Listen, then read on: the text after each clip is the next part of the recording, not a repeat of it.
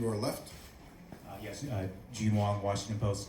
Elena, just your thoughts on the composure the team had when Connecticut made that run to get it within 4, and then kind of the follow-up that defensively on Jonquel, what were you guys able to kind of deliver throughout the game? Yeah, I mean, the team showed a ton of toughness.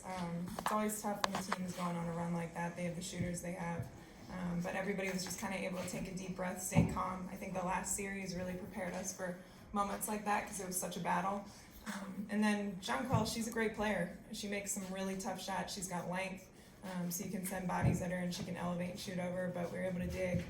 The guards were able to help me a lot on those digs. And, she's going to get her points, but you try to limit them and make everything hard. To your right, standing. Thanks. Adam Zlonk with the Washington Times. Kristi had a very integral role in that fourth quarter and in some of those plays on offense. For Elena and Ariel, what has Kristi's experience in previous instances in championship situations in the WNBA and college meant to you as you've gone through the playoffs? And if I could just add to that for Kristi, have you been able to tell your teammates anything as being the main person on this team who has won a championship before? I mean, she's our calm. She's our calming voice. Everything she says in huddles settles us and gets our minds focused on the right thing. She tells us it's not too big of a moment for us. We're ready for this. It's no different than any other game. It's the process of how we played the entire season and continue that. So she's just our calm voice and our calm player on the floor. If you give it to her, she's going to save us in a lot of tough moments. Last row to your left. Dave Johnson, NBC4. You probably been asked this before, but can you just, to all the players up there, especially given the nomadic existence last year in the WNBA finals, what does having this building mean as you go through game one and just the support you're getting from the organization that's gotten you this far? Yeah, it's great. We have a home. We're not nomads anymore. Last year it was tough when you're playing in a different building every other night, when the season's on the line. So to be in this building and have the support of the Wizards and Ted and Tommy and everybody, it means a lot. We feel like professional athletes here. We have the best facilities in the league. We have the weight room, we have the chef, we have working on the best travel, commissioner. But it's great. I mean, this is the best place to be in the WNBA. To your right, third row. Lindsay Gibbs with The Athletic. Ariel, you had a phenomenal game tonight. I know you had struggled with your shot a little bit in the semifinals. What was the key, do you think, tonight to kind of being the X factor for the team? And for Elena and Kristi, what have you seen from Ariel in this postseason?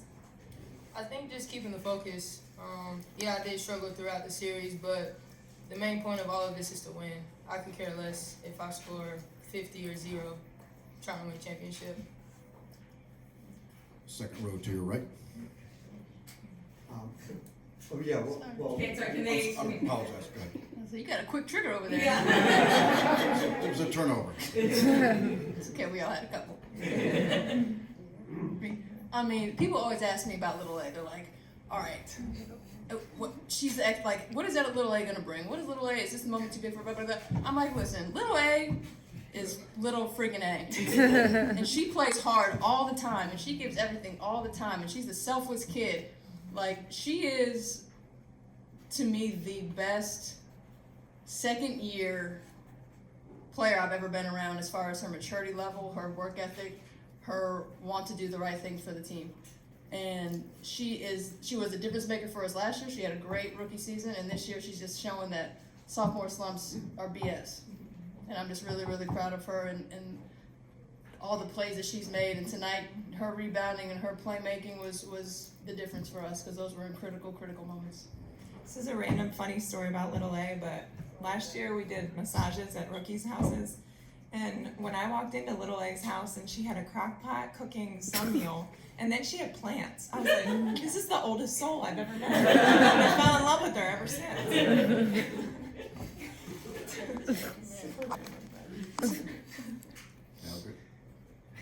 Second row. I stumped you all. Howard Mandel with the New York Times. Elena, this one's for you.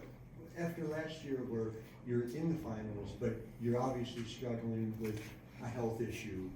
I just wonder how gratifying it is to be here and be in a place physically where you're able to play your game. I mean, yeah, it feels great to know that I'm able to actually give everything I have. I mean, last playoffs I gave everything I had, but that was about 70%. Just physically, I wasn't there. So to be back and to be feeling good and to have my body working properly, it feels great. Now Panda has to kind of experience some of what I went through last year, but she's handling it with ease. Second row center. Gabriel Abraham, one-sided. Kristi, so I had two questions. First off, how's the knee feeling? It seemed to not bother you today. I was just wondering if you had any sort of feelings like EDD did in the last finals. And second, you were able to really come off screens, especially when Jasmine Thomas was on you, and get right to the rim. What did you see there that you were able to attack? Yeah, I mean, I feel great. We're 1-0 in the finals. You know, adrenaline takes over, and that's what we're rolling with right now. Since you know taking the brace off, I've been able to be able to play a little bit more downhill and a little bit more like myself. And you know, I'm just going to continue to try to be in attack mode, whether that's getting to the rim or finding other people. Once you know I can engage too, I'm going to continue to do that because I think that's what kind of gets the motor running for our team.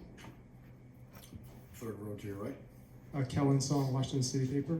Throughout the season, players have mentioned, I know, that being swept last year in the WNBA finals was motivation. You know, I think even just during practice, during games throughout the season, players have mentioned that. Is that still a motivation for the team, and how good does it feel to kind of finally get a win in the finals?